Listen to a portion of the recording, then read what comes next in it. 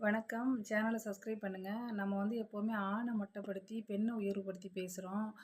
பெண் வந்து தாயாகிறவள், குழந்தை பெக்கிறவ, வயித்த கிழிச்சு பெக்கிறா, எலும்ப உடைச்சு பெக்கிறான்னு.